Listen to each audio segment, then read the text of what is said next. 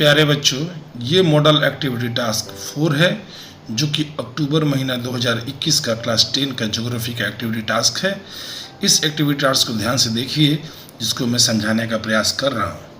इस activity task में पहला प्रश्न है, the river does not perform erosion by abrasion, deflation, attrition और सॉल्यूशन। अर्थात नदी द्वारा अपर्दन नहीं होता है किस चीज का? घर्षण, अपवाहन, संघर्षण और घोलीकरण। तो इस चारों को मैं एक एक समझाने का प्रयास करूंगा, आप समझिए। एब्रेशन अर्थात घर्षण, ये क्या है कि यह एक प्रकार की नदी, पवन, हिमनद तीनों के द्वारा अपर्दन की क्रिया है, जिसमें नदी के साथ चलने वाले अर्थात जब नदी बहती है तो उसके साथ जो कंकड़, पत्थर, गुलास्म जो बहते हैं वो नदी के तली को या उसके किनारे के भाग को रगड़कर या घसते हुए आगे बढ़ते हैं, जिसके घसने से नदी के किनारे का भाग या तली में कटाव की क्रिया होने लगती है, जिसे हम घर्षण के नाम से जानते हैं। दूसरा है डिफ्लेशन अर्थात अपवाहन। अपवाहन क्या है? ये पवनों द्वारा ही होता है, जिसमें पवनें क्या होती हैं कि अपने साथ बालू के मरुभूमि क्षेत्रों में बालू के कण, धूल और जो भी छोटे छोटे असंगठित शैल चूर्ण होते हैं उसे उड़ाकर एक स्थान से दूसरे स्थान पर ले जाते हैं, और इस बालू के कणों को एक स्थान से दूसरे स्थान ले जाने की क्रिया को ही अपवाहन के नाम से जानते हैं। ये क्रिया पवन द्वारा हो रही है, याद रखिएगा, सिर्फ पवन द्वारा। चौथा है एट्रिशन अर्थात सन्निघर्षण। नदी, पवन और हिमनद के संग जब ये छोटे छोटे कण आगे बढ़ते हैं तो ये कण आपस में टकराते हैं और रगड़ खाकर छोटे छोटे टुकड़ों में टूट जाते हैं, जिसके कारण इनका आकार बहुत छोटा होता चला जाता है, जिसे हम सन्निघर्षण के नाम से जानते हैं। और चौथा है सॉल्यूशन, यानी कि जब नदी ऐसे क्षेत्रों से बहती है, याद रखिएगा, नदी ऐसे क्षेत्रों से बहती है जहाँ की चट्टानें जल संपर्क में आते ही घुल जाती हैं, तो उसे हम लोग ये क्या बोलते हैं कि विलयन या घोल या घोलीकरण के नाम से जानते हैं। जैसे मान लीजिए चूना पत्थर का क्षेत्र है, उस क्षेत्र पर अगर नदी बहेगी तो वो कठोर चूना पत्थर उस जल के संपर्क में आकर नरम हो जाएगा, और नरम होने के बाद वो घुल जाएगा और घुल करके बहने लगा। तो हमारा जो ये प्रश्न था कि क्या नदी द्वारा अपर्दन नहीं होता है, तो इन चारों में कौन सी क्रिया ऐसी है जो नदी द्वारा नहीं हो रही है?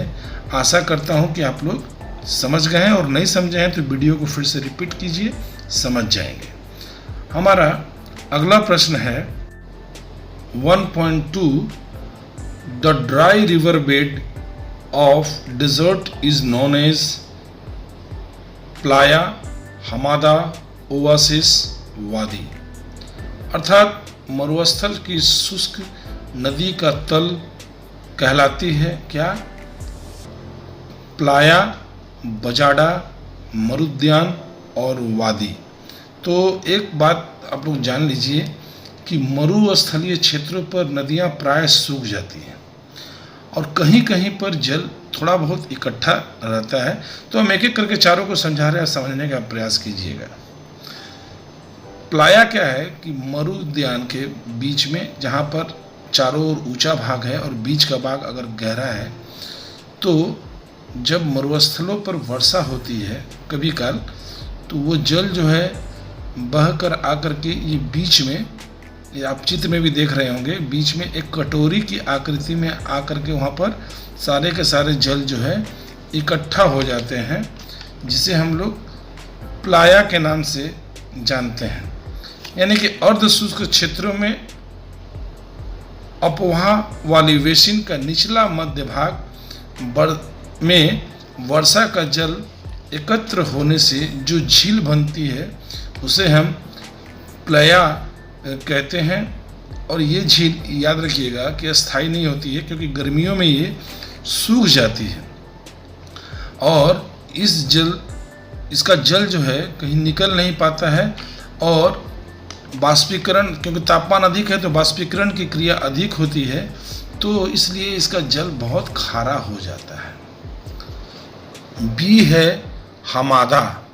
हमादा क्या होता है कि शुष्क क्षेत्रों में जो पहाड़ी भाग होते हैं, जब उसके ऊपर के भाग के छोटे छोटे कणों को हवा जो है, उसके ऊपर का स्थित जो बालू है उसको हवा उड़ा करके एक स्थान से दूसरे स्थान ले जाती है, और वो कठोर चट्टान सिर्फ रह जाता है, नंगा चट्टान, यानी इसके ऊपर धूल कण नहीं है, जो कि अत्यंत कठोर होता है, तो उसे हम हमादा कहते हैं। ये रेगिस्तानी भागों में जो कठोर चट्टानें होती हैं, जो पठारी क्षेत्र होते हैं, उसके ऊपर ये देखने को मिलते हैं। इसका सी है ओआसिस, यानी कि मरुद्यान। मरुद्यान क्या होता है कि मरुस्थल वाले क्षेत्रों में जहाँ पर जल होते हैं उसके आसपास का जो क्षेत्र होता है वो छोटे छोटे क्या बोलते हैं कि मरुद्यानों में, मतलब मरुस्थल में कृषि का कार्य करते हैं, अर्थात वहाँ पर जो है खेती की जाती है, जलाशय के आसपास वनस्पति उगाई जाती है, तो उसे हम लोग मरुद्यान या ओआसिस के नाम से जानते हैं। और चौथा है वादी। वादी क्या है कि मरुस्थलीय भागों में जब नदी बहती है, अर्थात जहाँ पर वर्षा के दिनों में अचानक जल बहने लगता है और जहाँ से एक नदी का जन्म होता है, और उसके आसपास का भाग जो होता है खड़ा ढाल वाला होता है, और बीच वाला भाग जो होता है वो पूरा सपाट होता है। और इसका मुख्य रूप से जो है आकस्मिक वर्षा के कारण या थोड़ी बहुत वर्षा के कारण होता है। ये क्षेत्र जो होता है, अगर वर्षा थोड़ा सा ज़्यादा हो गया तो ये क्षेत्र जो होता है यहाँ बाढ़ आ जाता है, ये क्षेत्र डूब जाता है। तो इस क्षेत्र पर रेत में जल के रिसाव तथा अत्यधिक मलबों के जमाव से जो है नदियाँ जब आगे बढ़ती हैं तो कुछ दूर जाकर के विलीन हो जाती हैं, सूख जाती हैं। तो इस तरह की जब आकृति बनती है, अर्थात नदी है लेकिन वो शुष्क है, वहाँ पर पानी नहीं है, वो भाग सूखा हुआ है, तो उसे हम लोग वादी के नाम से जानते हैं। आशा करते हैं कि आप लोग समझ गए होंगे कि इस प्रश्न का उत्तर क्या है। अगला प्रश्न 1.3 है। क्या है? The effect of western disturbance prevails in north west India during the, अर्थात पश्चिमी विक्षोभ का प्रभाव उत्तर पश्चिम भारत में किसके दौरान रहता है? इसका 4 ऑप्शन दिया हुआ है।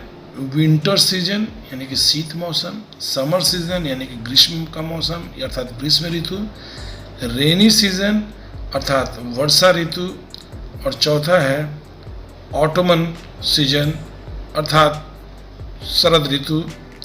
तो जानने का प्रयास करते हैं कि क्या है ये पश्चिमी विक्षोभ और उसका प्रभाव जो है उत्तर पश्चिम भारत में कब पड़ता है। देखिए, हम ये जानते हैं कि भारत के बीचों बीच से कर्क रेखा गुजरती है और सूर्य की किरणें जून में 21 जून को खास करके कर्क रेखा पर सीधी पड़ती है। उस समय भारत में मानसून का आगमन होता है, अर्थात बंगाल की खाड़ी से भारत के पूर्वी भाग पर वर्षा करती है। लेकिन यहाँ बोला गया है उत्तर पश्चिम भारत। तो जैसे ही सूर्य की किरणें नीचे की ओर दक्षिणायन होती हैं और मकर रेखा पर सीधी पड़ती हैं, तो उस समय भारत में पछुआ हवाओं का प्रभाव पड़ने लगता है और पश्चिम से ये हवाएं कैस्पियन सागर, अरब सागर यूराल नदी से आर्द्रताओं को लेकर भारत के पश्चिमी भाग पर वर्षा करती हैं, तूफान लाती हैं, शीतोष्णकटिबंधीय चक्रवात का आगमन होता है। तो ये किस ऋतु में हुआ? तो जब सूर्य की किरणें मकर रेखा पर सीधी पड़ती हैं। जब सूर्य की किरणें मकर रेखा पर सीधी पड़ती हैं तो उस समय भारत में कौन सा मौसम रहता है? ग्रीष्म ऋतु तो रहेगा नहीं, शरद का सवाल ही नहीं है। वर्षा ऋतु तो जब सूर्य की किरणें कर्क रेखा पर सीधी पड़ती हैं तो ये भी नहीं हुआ। तो क्या बचा? शीत ऋतु, अर्थात ठंडे के दिनों में भारत में पछुआ हवाएं चलती हैं जो कि पश्चिमी विक्षोभ का प्रभाव उत्तर पश्चिम भारत में वर्षा कराती हैं, तूफान की भी सृष्टि होती है। हमारा अगला प्रश्न है 1.4, the largest centre of information technology industry in India is. Bharat में सूचना प्रौद्योगिकी उद्योग का सबसे बड़ा केंद्र है कोलकाता, हैदराबाद, बेंगलोर और चेन्नई। तो इसका तो साफ साफ उत्तर है कि हमारे भारत में सबसे पहले आईटी उद्योग की स्थापना बेंगलोर में हुई थी, जो कि एक बृहद रूप लिया हुआ है। और आज के डेट में बेंगलोर जो है भारत का सबसे बड़ा सूचना प्रौद्योगिकी उद्योग के रूप में माना जाता है। हमारा अगला प्रश्न है 2.1, which dune is formed parallel to the prevailing wind direction, अर्थात प्रचलित हवा की दिशा में समानांतर कौन सा टीला बनता है? तो देखिए कि जब वायु की प्रवाह की दिशा के समानांतर जब किसी टीला का निर्माण होता है तो उसे हम लोग अनुदैर्ध्य बालू का स्तूप के नाम से जानते हैं, जिसे हम लोग लॉन्गिट्यूडनल सैंड ड्यून्स कहते हैं। ये जो टीला है ये वायु के दिशा के समानांतर रहता है, तो इसके ऊपर वायु के प्रवाह का कोई असर नहीं पड़ता है।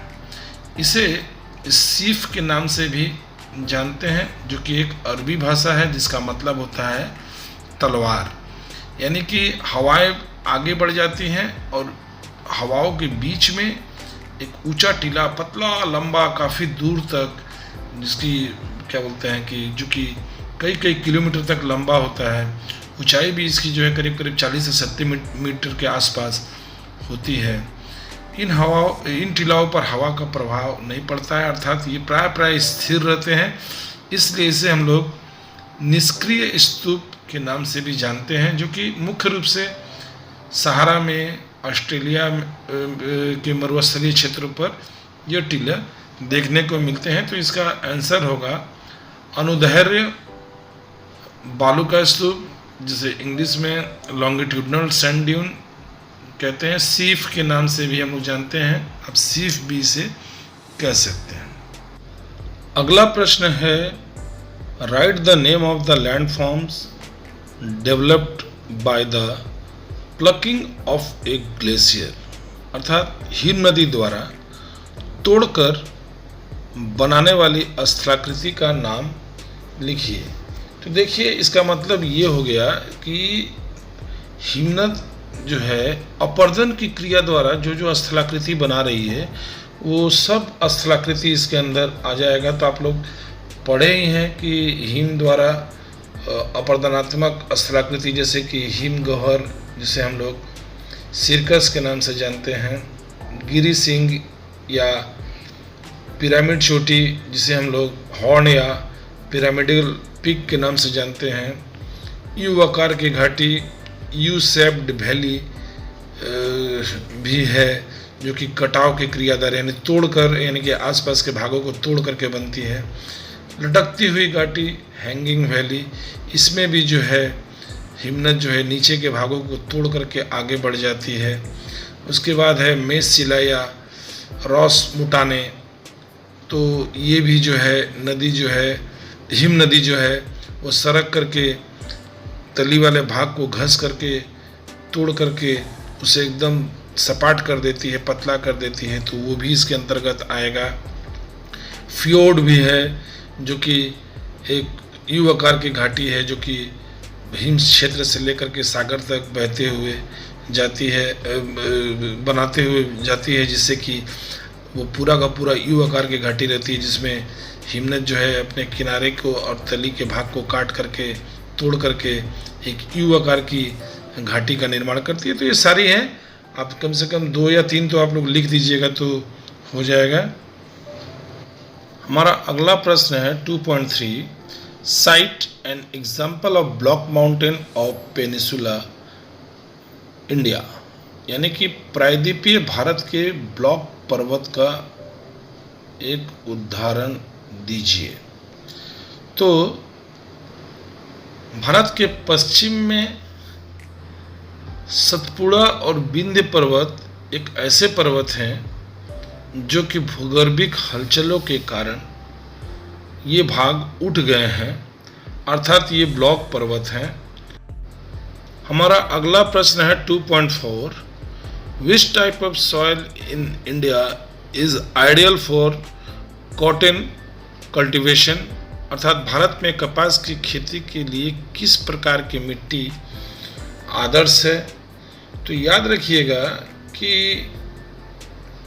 जो लावा का पठार है जिसका निर्माण ज्वालामुखी के उद्गार के निकलने वाले लावा से हुआ है, जिसे हम लोग दक्कन ट्रैप के नाम से भी जानते हैं। हाँ, और यही क्षेत्र जो है बाद में काली मिट्टी के रूप में परिवर्तित हो जाती है और ये मिट्टी अत्यंत उपजाऊ होती है और ख़ास करके कपास के लिए ये मिट्टी बहुत उत्तम मानी जाती है। इसलिए इसे हम लोग कपास की काली मिट्टी का प्रदेश के नाम से भी जानते हैं।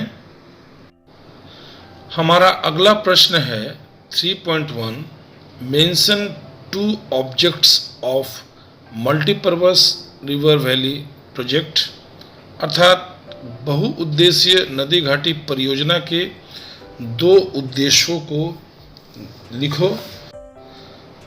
तो देखिए, ये बहुमुखी नदी घाटी योजना या बहुउद्देशीय नदी घाटी योजना के कई उद्देश्य हैं, जिसके बारे में हम लोग थोड़ा सा जानने का प्रयास करेंगे। जैसे कि इसके जल को रोककर बाढ़ को नियंत्रित किया जा सकता है, इससे जो है बीमारियों को नियंत्रित किया जा सकता है, इसके जल को रोक करके खेतों में पहुंचाया जाता है और सिंचाई की सुविधा प्रदान की जाती है, इसके जल को रोक करके जल विद्युत का उत्पादन किया जाता है, इसके जल को रोक कर मत्स्य पालन का काम किया जाता है, इसके जल को आसपास के क्षेत्रों में फैला करके वृक्षारोपण का भी कार्य किया जाता है। यहाँ पर इसके माध्यम से जल का अधिक होने से क्या होता है कि सस्ते जल यातायात की सुविधा भी प्रदान की जाती है।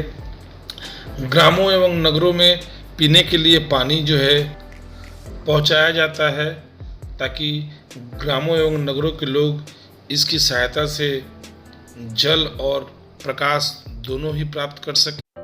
इसके जल के आसपास उद्योग धंधों का भी विकास हुआ है। तो देखा जाए तो बहुमुखी जल नदी घाटी योजना जो है कई तरह से जो है वो हमारे लिए लाभदायक है, जिससे कि प्रकाश भी प्राप्त हो रहा है, जिससे कि धन अर्जन भी हो रहा है, इससे जल को जो है लोगों तक पहुंचाया जा रहा है, खेतों में काम किया जा रहा है, उसके जल से विद्युत बनाया जा रहा है, उसमें मत्स्य पालन का काम किया जा रहा है, उससे जो है मतलब बहुत सारे काम किए जा रहे हैं। तो आप कोई भी 2 पॉइंट लिख देंगे तो आपका आंसर क्लियर हो जाएगा।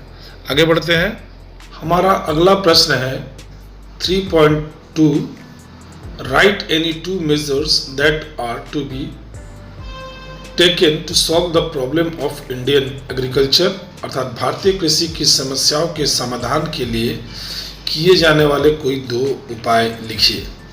देखिए, सबसे पहले तो ये जान लीजिए कि हमारा भारतवर्ष जो है वो कृषि प्रधान देश है, जहाँ पर अधिकांशतः लोग कृषि कार्य में संलग्न हैं और हमारे देश की जो राष्ट्रीय आय है उसमें कृषि की एक महत्वपूर्ण भूमिका है। लेकिन हमारे देश में कृषि से संबंधित कई समस्याएं भी हैं जिनका समाधान भी करना अत्यंत आवश्यक है। इसके बारे में हम लोग बारी बारी पढ़ेंगे। आपको तो सिर्फ 2 पॉइंट ही लिखना है, लेकिन मैं सारा पॉइंट बताने का प्रयास करूंगा। सबसे पहला चीज़ है सिंचाई की सुविधा का अभाव। हमारे देश में 41% भूमि पर, कृषि योग्य भूमि पर, जितना कृषि योग्य भूमि है उसका 41% भूमि पर जो है सिंचाई होता है। अर्थात 59% भूमि ऐसी है जहाँ पर सिंचाई की कोई व्यवस्था नहीं है और लोग फसलों के उत्पादन के लिए मानसून पर निर्भर रहते हैं, वर्षा पर निर्भर रहते हैं। और आप तो जानते हैं कि हमारा देश का जो मानसून है या मानसूनी जो वर्षा है वो निश्चित नहीं है, कभी पहले आ गई, कभी बाद में आई, कभी कम वर्षा हुई, कभी अधिक वर्षा हुई, तो जिससे कि फसलों के उत्पादन पर जो है बहुत अधिक प्रभाव पड़ता है। और इसका उपाय यही है कि इसके लिए सिंचाई के साधनों का विकास करना अत्यंत आवश्यक है। दूसरा है किसानों की भाग्यवादी प्रवृत्ति। हमारे देश के जो किसान हैं ना, वो हर चीज़ भाग्य पर और भगवान पर छोड़ देते हैं। वे लोग शिक्षा पर जाना ही नहीं चाहते हैं। मान लीजिए फसलों में कोई रोग लग गया या प्राकृतिक कोई रोग ऐसा लग गया तो उन्हें वो क्या बोलते हैं भाग्य के भरोसे छोड़ देते हैं और वो ये सोचते हैं कि समय पर क्या बोलते हैं आने पर वो ठीक हो जाएगा। लेकिन इससे क्या होती है कि कृषि के उत्पादन में, अनाजों के उत्पादन में बहुत अधिक गिरावट होती है। तो यहाँ पर हम लोगों का उपाय यही है कि किसानों को जो है भाग्यवादी प्रवृत्ति से हटाकर उन्हें शिक्षित करें, उन्हें हम इन संकटों से दूर होने तथा इन रोगों के उपचार के लिए जो दवाएं हैं उनको समझाएं ताकि वो इसका इस्तेमाल कर अत्यधिक मात्रा में अनाजों का उत्पादन कर सकें। तीसरा पॉइंट है भूमि की उर्वरता का ह्रास, अर्थात भूमि की जो उर्वरता है उसका नष्ट होना। तो हमारे देश में जनसंख्या अधिक है जिसके कारण किसान जो है कम से कम क्षेत्र पर अधिक से अधिक अनाजों का उत्पादन करना चाहते हैं, जिस कारण वो साल में खेतों में 2 या 3 फसलों की खेती करते हैं। और यह क्रिया करने से, यानी कि खेतों को आराम न देने से, खेतों की मिट्टी की उर्वरता निरंतर कम होती चली जाती है। और इन उर्वरताओं को बनाने के लिए हमें खेतों को छोड़ना और खेतों में जैविक खादों का प्रयोग करना अत्यंत जरूरी है, जो कि हम लोगों को ये बात किसानों को समझाना चाहिए। चौथा पॉइंट है मिट्टी का कटाव। देखिए, पहले ही मैं बताया कि हमारा भारत देश जो है मानसूनी वर्षा वाला क्षेत्र का है। यहाँ पर मानसूनी वर्षा होती है जो कम समय में बहुत अधिक वर्षा कभी कभी कर देती है। हमारे भारत में पशुचारण के लिए कोई नियंत्रण नहीं है, वृक्षों की कटाई तो अंधाधुंध होती ही है और खेतों की जुताई भी दोषपूर्ण ही होती है। तो इससे क्या होती है कि मिट्टियों का जो उर्वरा शक्ति है, उर्वरा शक्ति वाली जो मिट्टियाँ हैं वो बह जाती हैं बरसात में और उर्वरता इसका नष्ट हो जाता है। तो हम लोगों को करना क्या चाहिए? हम लोगों को करना चाहिए कि जो खेतों से जो जल निकल रहा है उसका उचित प्रवाह होना चाहिए, ठीक है। ढालों के आर पार जुताई करनी चाहिए, पशुचारण पर रोक करना चाहिए और पशुचारण के लिए एक अलग व्यवस्था होनी चाहिए। वृक्ष को न काटे या काटे तो उसके बदले में अत्यधिक मात्रा में वृक्षारोपण करना चाहिए। ये सब करने से मिट्टी के कटाव को रोका जा सकता है और भूमि की उर्वरता को बचाने और बढ़ाने का प्रयास किया जा सकता है। अगला पॉइंट है कृषि साख संस्थाओं की कमी। देखिए, कृषि के निवेश के लिए भारतीय किसान को गांव में जो है साहूकार लोग रहते हैं, महाजन लोग रहते हैं जो कि भरपूर मात्रा में किसानों को शोषण करते हैं। आप लोग बहुत सारे टीवी सीरियल और पिक्चरों में भी देखे होंगे। तो सरकार को करना क्या चाहिए कि हर गांव में कृषि को पहले प्राथमिकता देते हुए ग्रामीण क्षेत्रों में बैंकों को खोलना चाहिए, बैंकों की शाखाओं को खोलने का प्रयास करना चाहिए ताकि किसान सीधे बैंक से ऋण ले सके और कम ब्याज पर ऋण ले सके, जिससे कि वो आधुनिक यंत्रों, उन्नतशील बीजों और रासायनिक खादों का प्रयोग कम से कम ऋण पर ही उसे खरीद सके और अत्यधिक मात्रा में अनाजों का उत्पादन कर सके। छठा पॉइंट है दोषपूर्ण बाजार व्यवस्था। हमारे देश में किसान जो अपने अनाज को बेचते हैं तो वे क्या करते हैं कि स्थानीय व्यापारियों को अनाज बेचते हैं, सस्ते से सस्ते दर में जो है अनाज बेच देते हैं, क्योंकि उनकी मजबूरी होती है, उनको उनके अनाज का उचित मूल्य प्राप्त नहीं हो पाता, जिस कारण से किसान जो है निर्धन होते चले जा रहे हैं और वे कृषि के प्रति जो है रुचि नहीं रखते हैं। अगर सरकार जो है इसकी उचित व्यवस्था अगर करती है और किसानों को उचित मूल्य मिलता है तो किसान जो है खेती के प्रति आकर्षित होंगे। सरकार को और एक व्यवस्था करनी चाहिए कि अनाजों के लिए, अनाजों का जो उत्पादन जो किसान कर रहे हैं तो उसके लिए बीमा करना चाहिए, ताकि अगर मान लीजिए कि अनाज का उत्पादन नहीं हुआ तो किसान बर्बाद हो जाता है, तो वहाँ पर अगर बीमा रहेगा तो किसान को जो है बीमा मूल्य की राशि मिल जाएगी। अगर बाढ़ आ गया, पूरा का पूरा खेत नष्ट हो जाता है तो भी उनको, किसानों को पैसा मिल जाएगा। सूखा पड़ गया तो भी किसानों को पैसा मिल जाएगा। तो इससे क्या होगा कि किसानों का एक मनोबल बढ़ेगा और मनोबल बढ़ने से क्या होगा कि ये वे लोग कृषि के प्रति आकर्षित होंगे। ये जो पॉइंट है जो मैं अभी बताया, इसका टॉपिक आप दे सकते हैं, क्या बोलते हैं इसका टॉपिक, प्राकृतिक प्रकोप से बचने के लिए बीमा भी आप इसको दे सकते हैं। तो इस तरह से आप इस आंसर को लिख सकते हैं और कई पॉइंट में बता दिया हूँ, तो आशा करता हूँ कि आप इसको समझ गए होंगे। अब हम लोग चलते हैं अगले प्रश्न पर। हमारा अगला प्रश्न है 4.1, the importance of roadways in the transportation system of India is in means justify the statement, यानी कि भारत की परिवहन व्यवस्था में सड़क मार्गों का अत्यधिक महत्व है, इस कथन की पुष्टि कीजिए। तो इसके बारे में हम जानने का प्रयास करेंगे कि सड़क का महत्व क्या है। देखिए, सड़क परिवहन जो है वो हमारा मुख्य साधन है कहीं जाने आने के लिए। आप इसी से अंदाज़ा लगाइए कि भारत में सवारी यातायात के लिए 83% सड़कों का इस्तेमाल किया जाता है और माल ढोने के लिए करीब करीब 60% जो है सड़कों का प्रयोग किया जाता है। सड़क छोटी एवं मध्यम दूरी या कोई भी दूरी जो है वो हम जो है सड़क द्वारा जो है इसको पूरी कर सकते हैं। इससे जो है घर घर जा सकते हैं, यानी कि एक घर से अगर निकलते हैं और जहाँ भी जाते हैं तो वो सड़क द्वारा किसी न किसी तरह से जुड़ा हुआ है। सड़क जो है वो क्या बोलते हैं कि पर्वतीय क्षेत्रों पर भी है, मरुस्थल के पिछड़े हुए जो क्षेत्र है वहाँ भी है, बाजारों में है, कस्बा में है, सांस्कृतिक केंद्र में है, धार्मिक केंद्र में है, या आप जहाँ भी देख लीजिए सड़क हर जगह आपको उपलब्ध हो जाएगा।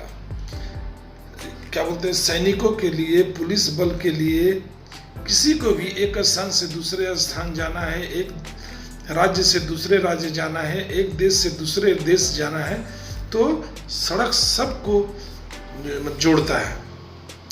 कच्चे मालों को कारखानों तक पहुंचाना, कारखानों से बने मालों को बाजारों तक पहुंचाना, ये भी सड़क ही पूरा करता है।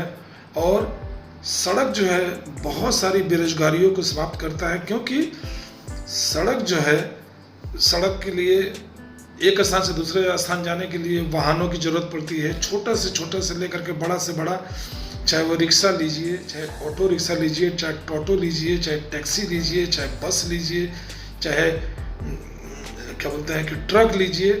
इस सब जो है रोजगार इससे जो है प्राप्त होता है। ड्राइवर होते हैं, खलासी होते हैं, तो इससे इन लोगों की जीविका अर्जन होती है, तो इससे जो है उन लोगों का रोजगार भी प्राप्त होता है।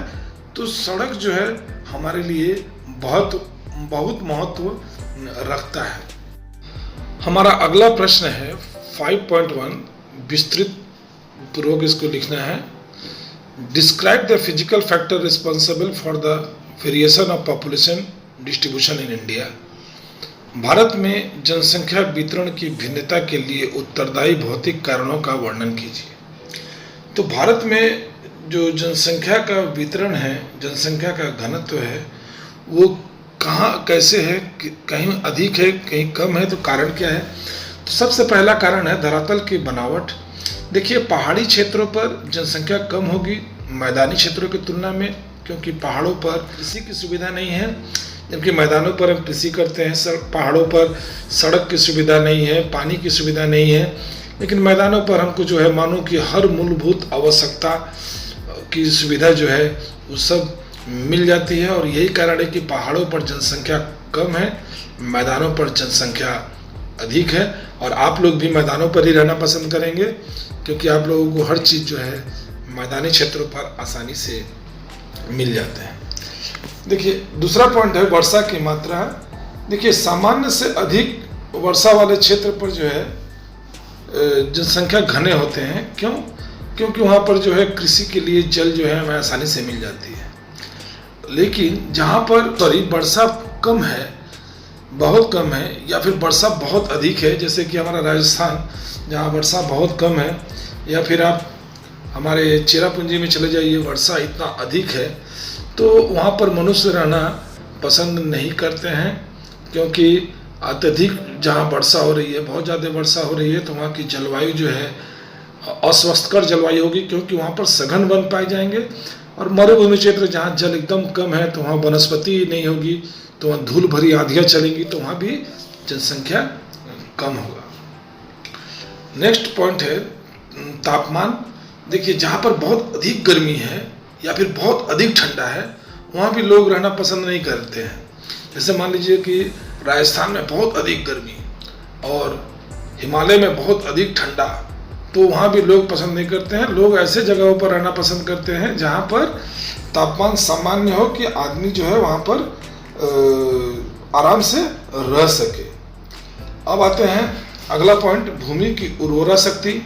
यानी कि जो मिट्टी अनाजों का उत्पादन कर सकती है, जहाँ पर सिंचाई की सुविधा है, वहाँ पर हमेशा जनसंख्या का घनत्व तो अधिक होगा, क्योंकि लोग जो है कृषि में लग सकते हैं, कृषि कार्य कर सकते हैं और अनाजों का उत्पादन कर सकते हैं। जैसे देख लीजिए, उत्तर प्रदेश है, बिहार, पंजाब, हरियाणा, पश्चिम बंगाल, इन सब जगहों पर जनसंख्या अधिक पाई जाएगी, क्योंकि यहाँ पर खेती होती है।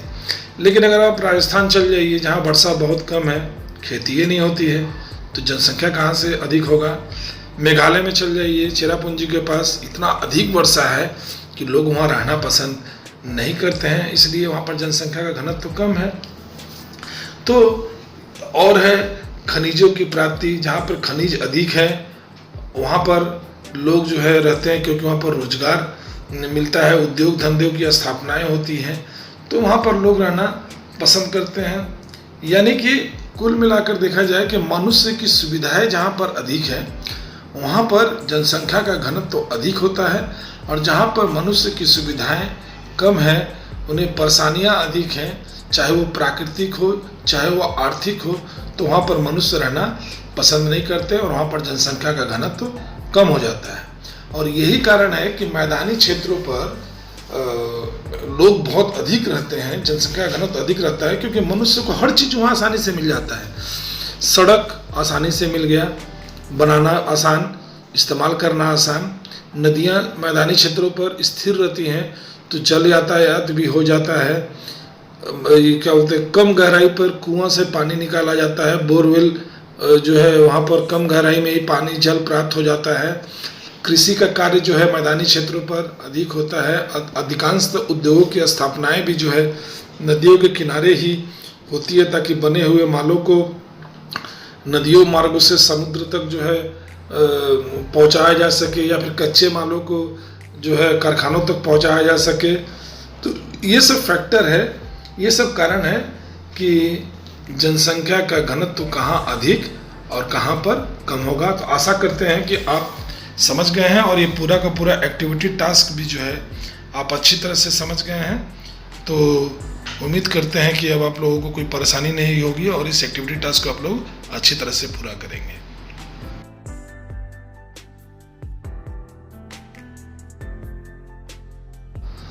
अगर आप लोगों को ये वीडियो पसंद आया है तो आप लोग इस वीडियो को लाइक कीजिए। कोई त्रुटि या कुछ छूट गया है या आपको समझ में नहीं आया है तो आप प्लीज़ कमेंट कीजिए। और अगर आप मेरे चैनल पर नए हैं तो ये नीचे जो लाल बटन दिया हुआ है सब्सक्राइब का, उसको आप दबाकर सब्सक्राइब कर लें ताकि मैं अगला वीडियो अगर छोड़ूं तो आप तक जो है नोटिफिकेशन आसानी से पहुंच जाए।